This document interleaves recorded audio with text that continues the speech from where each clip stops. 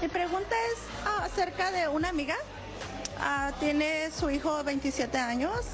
Ella entró legalmente. Mi duda es, ¿ella puede empezar sus trámites? ¿Me dice usted que ingresó con permiso al país o sin permiso? Sin permiso. ¿Tiene la protección de la 245 hoy, ya sea una petición familiar o laboral aprobada antes del 30 de abril del 2001, o tal vez un hijo que está sirviendo en las Fuerzas Armadas o un cónyuge que sea veterano? No. Entonces lo que ella tiene que esperar es cambio de ley, porque si empieza un trámite va a tener que salir castigada del país por 10 años y solamente calificaría para un perdón si esta señora tiene un papá o una mamá o un cónyuge que sea residente ciudadano, ¿no? No. Tiene que esperar un cambio de ley, ¿ok?